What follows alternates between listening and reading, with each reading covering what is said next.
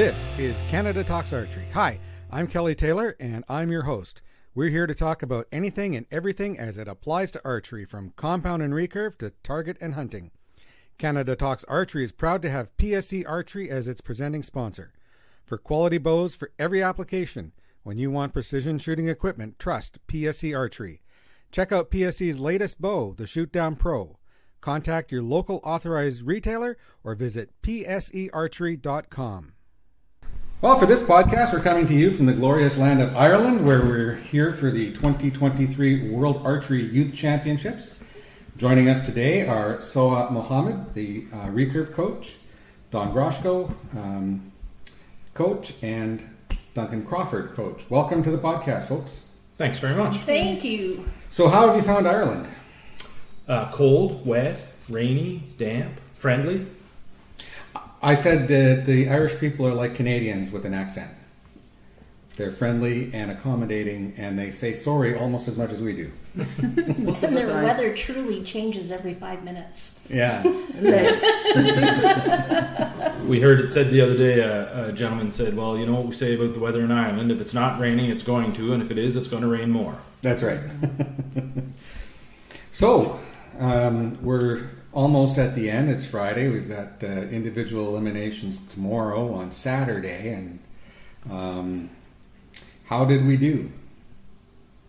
A lot of learning, a lot of experience for the kids, and we are happy.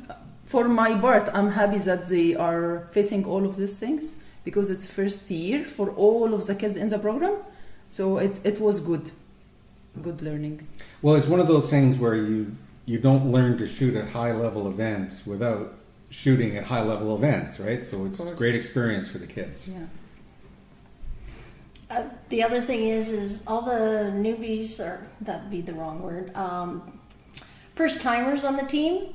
There's a lot of great takeaways they can take home. If they don't, they can apply them to target. They can apply them to ASA. What is the extra training? What is the extra prep they need to do?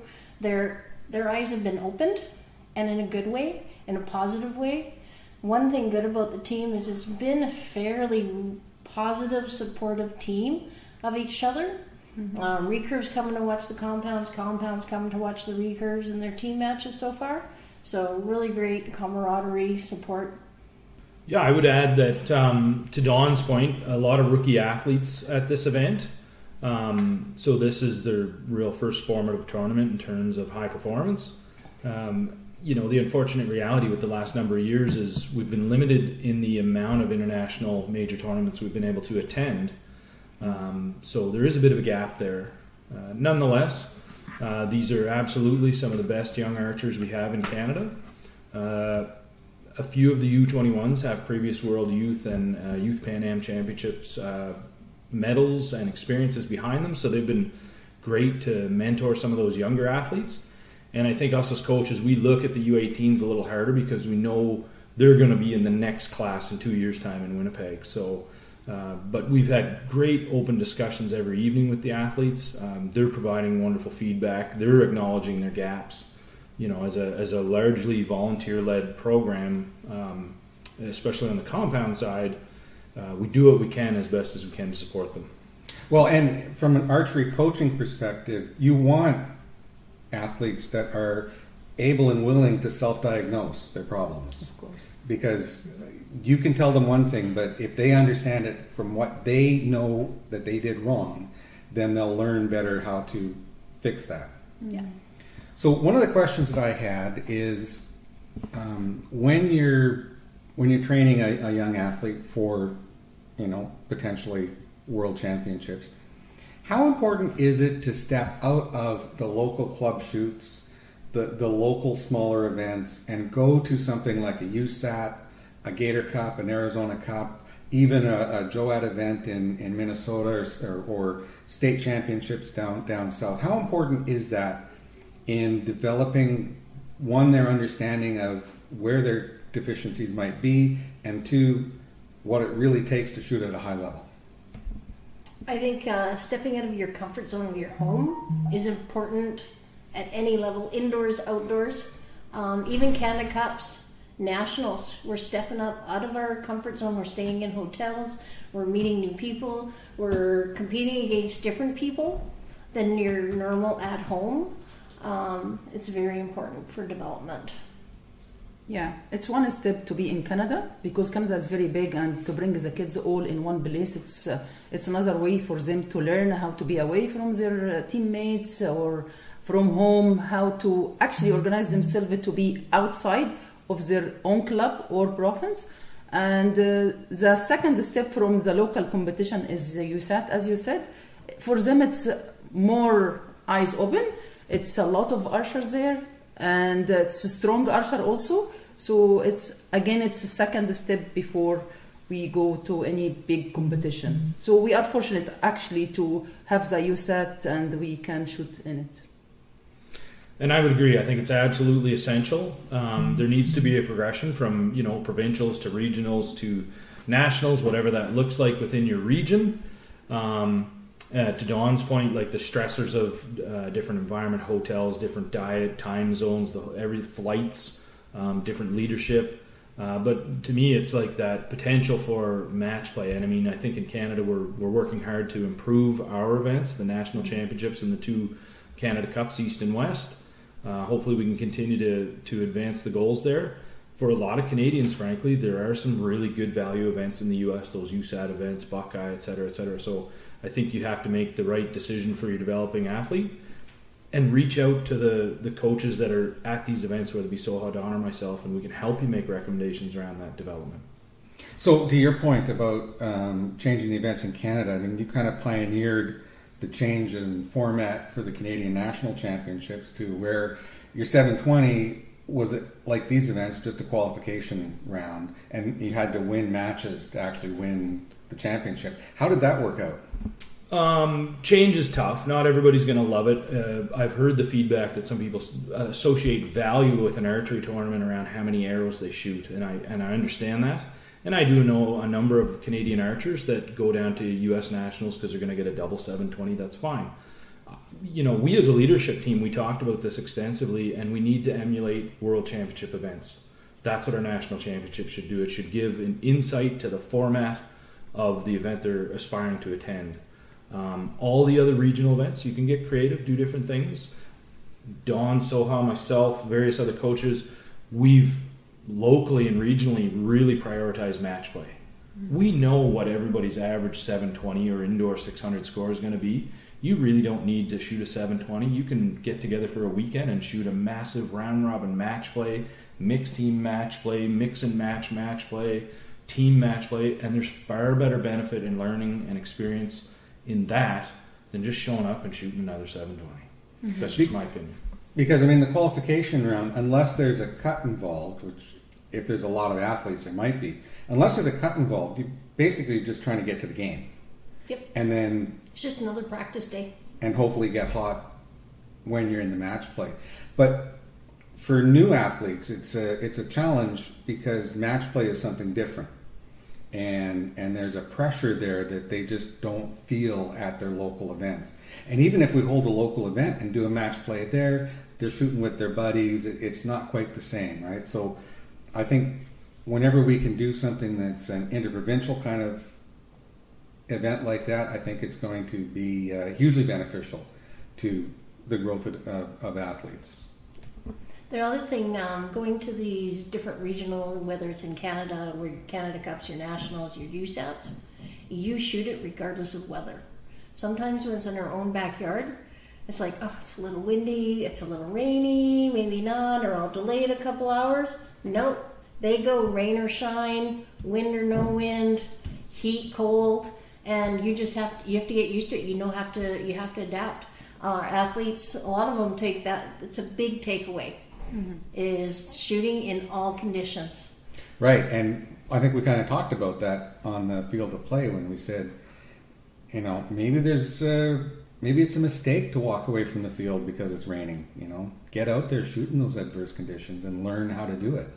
Yeah, and actually one day when we had the debrief after the end of the day, most of the kids said the same thing. We shouldn't avoid this. We need to learn from this experience. If it's rainy, even I will choose one day has rain and I will go to shoot, because here they didn't stop. So again, it opens their eyes for something actually they should do. Right, because I mean the rules are that No stop. they don't stop unless if it's thunder and lightning, or if Hurricane Diana's rolling in. That's about the extent of It becomes a safety issue. That's Yeah. Yeah. So, what are you going to recommend that we do differently going forward in terms of helping prepare?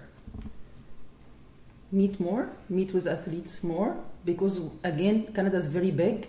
Our chance to meet together is very rare. It's dependent on if they have a school, if they have enough fund, if there is many Fs. So we need actually a good plan for Archery Canada to bring these kids together. If they are in the program or not in the program, we need to see kids more. I know there is top camps, but we need to do this more, and we need more coaches, high performance coaches, to be like rolling everything. So to have more kids. Without coaches, we will not find kids.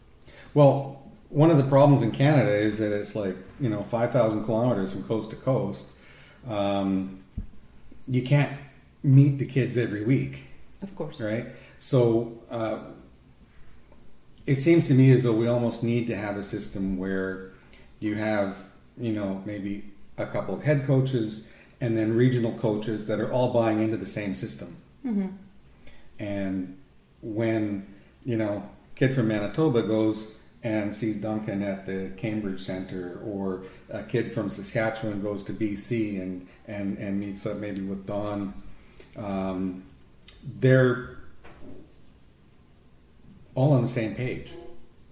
Yeah, we started this year actually. Don also coach Recurve Archer on Zoom calls. This is first year to do it actually very active Zoom calls. So we have kids from Alberta, kids from Manitoba and BC, and of course from Toronto, but this is a centralized group. We cover a little bit of area, but this is the kids we have, We didn't go to Yukon for Recurve. We still need to cover more places. But again, if you go to these places, where is the coaches? This is another problem. Being involved, as a coach, it's been great. Because even on the ground, you're like, okay, this is what the national coach is looking for. I can be spotting the same things. If I see something else creep in, you bring it up on the next call, or I email or text Soha and go, Kate, be aware that this is happening. So it's been really great. We've had great, I'd say great improvement in some of on the recurve side that way.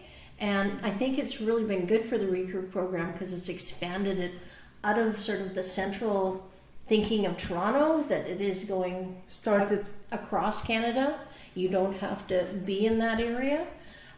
Once you get to a certain level, it's definitely a discussion that has to be had with national on working outside of that, because there is benefits to working with the core group.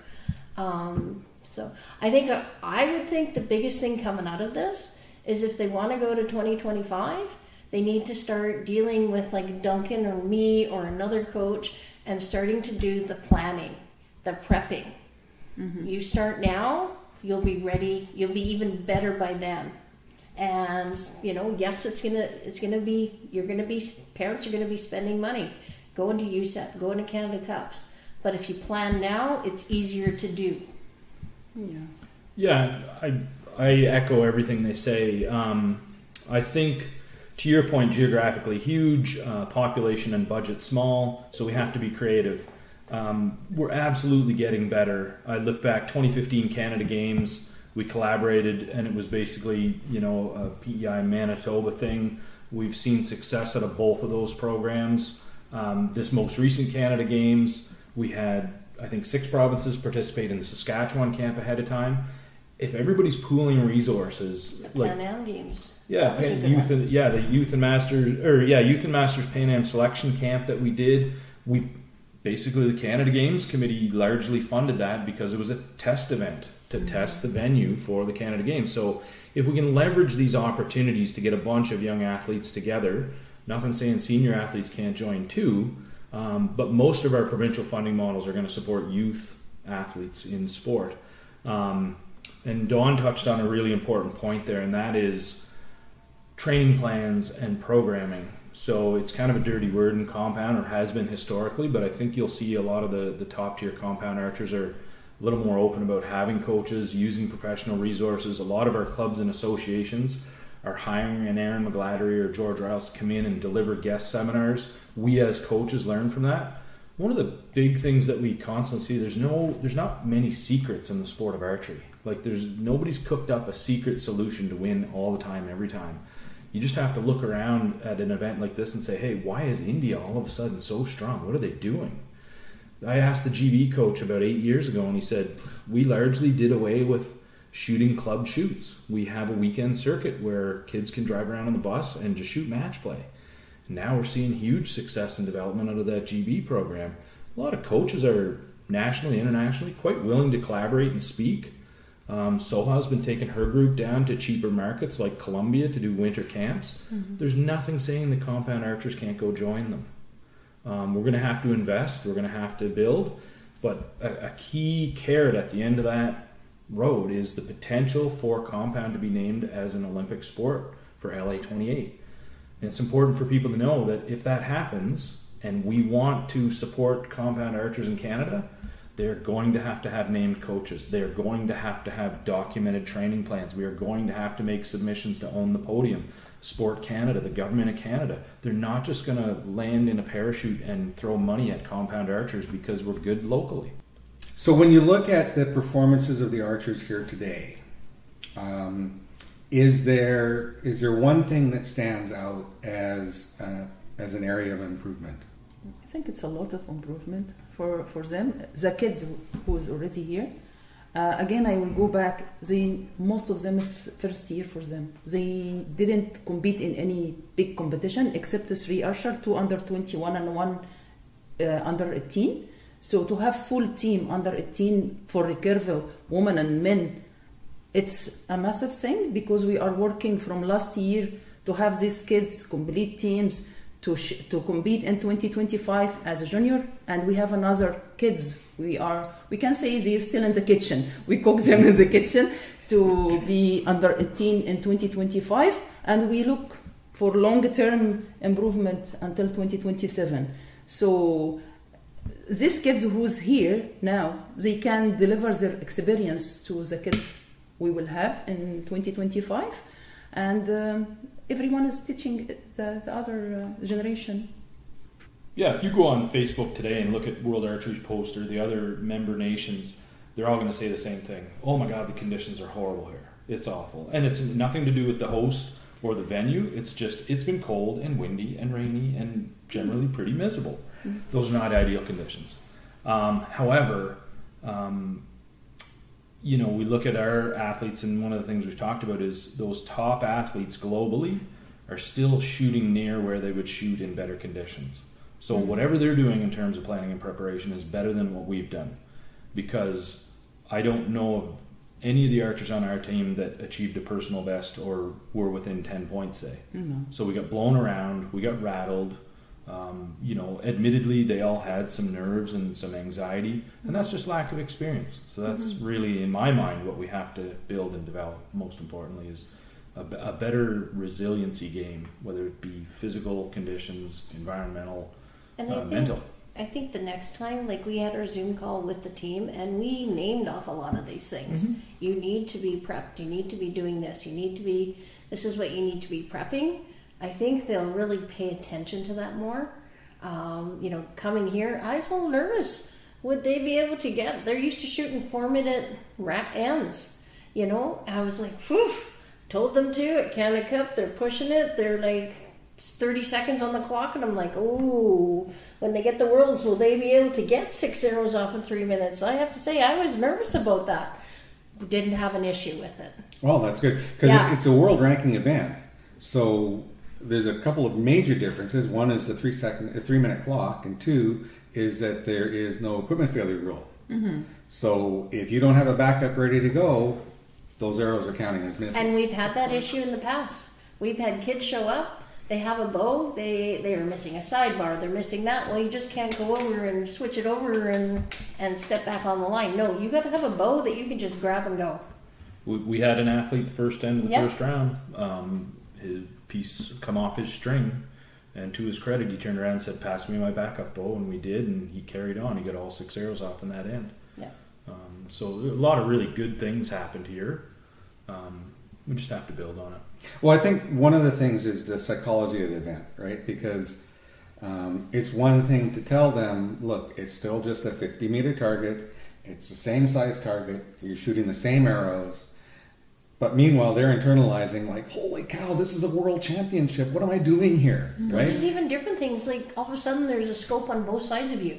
At home, there's only 2 people per butt. Now there's, you got 4. There's 2 scopes. It's like, ooh, that's too small. I can't shoot in that spot. I'm like, yes, you can. I can see my arrow. It's too many arrows on the target, you know? Yeah. No, everything's new. For most of this group, it's the first time. The great benefit there is we have veterans like Ryan Cherniak and Shyler Sanders and Adam Burge that have had previous international medal successes, have had Canada Games medal successes. So they have the potential to execute at this level. And they're mentoring these younger ones, and we have a good crop of athletes coming along. So if they want to stay the course and they want to, develop, we're here to help. One of the realities we have to face, we can't coach everybody. No, We can. But we're all quite happy. But there's lots of great coaches across Canada. And that's what I mean. We're There's quite happy amazing to coaches across help Canada. develop those other coaches and run camps and collaborate. And that's, as a nation, what we have to do. And Zoom works if it's distance. Absolutely. It does. Yeah. You just have, and communication, whether it's text, emailing, Zoom. Yeah, or even just video of the archer shooting, and you watch it and Exactly. try to diagnose what might be going on. Yeah, there's creative ways to get things done. Nowadays, we have technology. Yeah. One good thing that came out of COVID. The only good thing that came out of COVID, right? But yeah, because, at a local event, you can go to and watch an archer, and they know exactly how to hold the bow. They know exactly how to hold their release. They know exactly how to pull through and expand and make sort of the reaction go both ways. Then they get to an event like this, and all that goes out the window because, it's... The nerves. The nerves nerves. hit. Yeah. The stress. Yeah. And it's just, you bought that $500 site for the movability.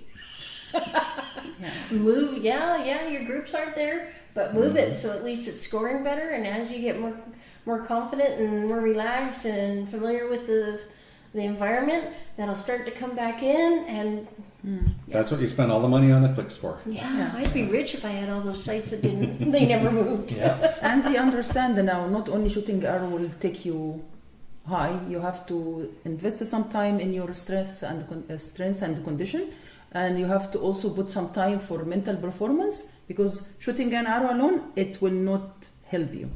Well, And I that's think, on both sides. yeah. Yeah. Well, I think Compound what- tends to not want to do the physical work. Yeah. And I think we're going to see that change the same way we saw it in curling, right? Because in curling, they were all overweight that have a cigarette halfway down the rink, right?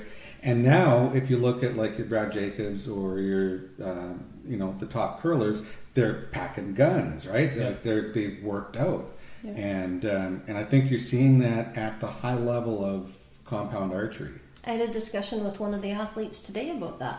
Well, I'm just going to go home and I'm going to add more weights. Well, before you add weights, maybe we should look at your conditioning first. Yep. Because we don't want injury on top of, Mm-hmm. what's the point of adding weights if you're going to have an injury? You got to have conditioning there too. And not like, boom, all of a sudden, can we handle this? Right. Yeah. Right. Because, I mean, if you look at, for example, Austin, I mean, he packs a ton of weight on his bow, right? But he didn't get there overnight. Everything is step by step for sure. Mm-hmm. Yeah. Look at a picture of Austin in March of 2019, and look at a picture of Austin today. I mean, he went to a U.S. collegiate system. He got serious about his nutrition. He got serious about his daily workouts. He married that with a education and vamped up his training program to a degree that he's one of the top tier archers in the world today. Credit to him, he did it all. And that's, if you're going to be a top tier athlete in any sport, including archery, compound archery, recurve archery is irrelevant. You are going to have a plan. Yeah, and just like in hockey, you know, the advice to parents has to be, it's got to come from the kid. I mean, yeah, you can push them a little bit, but the kid's got to want it, or it's not going to happen. 100%. Exactly. Yep. Yeah. Talent will not take them anywhere if they don't put the hard work. Yeah. And we can't want it more than they do. You can build archery ranges, you can host events, you can spend all the money in the world. Unless they want to do the work and execute against a goal, they're going to struggle. Yeah, and it is a lot of work. And I know this is on audio, but the trajectory is not just straight up. It's the hills and valleys, and everybody goes through hills and valleys. Doesn't matter who you are. There's hills. Everybody's hills and valleys are different, but there's hills and valleys. It's just not a straight line going to the top. Yeah, and the psychological difficulty there is having the wherewithal to persevere, still climbing after you've had that fall. Yeah. Get back up and start riding again. Exactly. And it's a lot also of confident about what they are doing and what the coach offer for them. If they don't have confidence about what the coach offer for them, they will end. You know, they will see themselves down. Oh, I will not be able to come up. So they give up and you don't see them again. So the relation between the coach and the archer is also very important. Yeah. All right. Anybody have anything they want to add? Thank you. Yeah, it's cool. Appreciate the podcast, and I've listened to the other ones. It's a great addition to the Archery Canada programming. Well, thank you very much. Yeah, thank you very much. And any youth that are interested in going to 2025, now's the time to start working on that. Hey, you're coming to Winnipeg. Getting that plan in place. Yeah. All right, Duncan Crawford, thank you very much. Thank you, Kelly. Don Groszko, thank you very much. Thank you. Soha Mohamed, thank you very much. Thank you so much for having us.